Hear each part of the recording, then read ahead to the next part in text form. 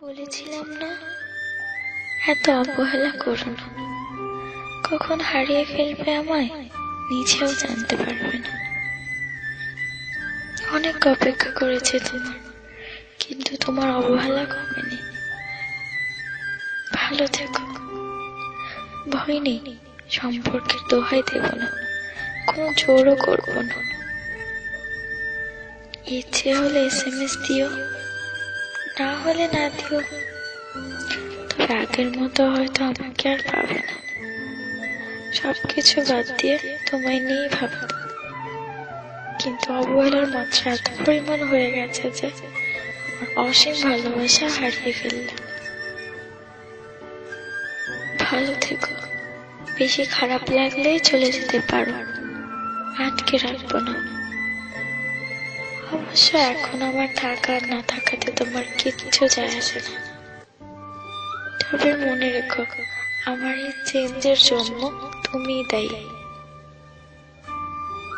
একটা দিনে 24 ঘন্টা, তার মাঝে তুমি প্রতিদিন আমায় 4 ঘন্টাও যদি সময় দিতে, আমার কষ্ট লাগতো না। আরে আমি তো 4 মিনিটেও খুশি থাকতাম, তাও তোমার কাছে ছিল না। ভালোবাসার মানুষটির কাছে সব থেকে ভালো লাগার মুহূর্ত কি জানো? যখন তার ভালোবাসার মানুষটি তার সাথে থাকে, কিংবা তাকে দূর থেকেও একটু সময় দেয়। আমি হয়তো নিজেকে অনেকটা পরিবর্তন করেছিলাম শুধু তোমার ভালোবাসার দিকে তাকিয়ে, কিন্তু সেই ভালোবাসা যে এত তাড়াতাড়ি কমে যাবে বুঝতে পারিনি। ঘন্টার পর ঘন্টা SMS কিংবা কল দিতে বলি না, সপ্তাহে কিংবা মাসে একবার দেখাও করতে চাই না। শুধু চাই যখন তোমার মনে পড়বে বুঝতে পারবো তুমি আছো। একটা কথা কি জানো, অবহেলার মাত্রাটা যখন বেড়ে যায় তখন ভালোবাসার ইচ্ছাটাও দিন দিন হারিয়ে যায়।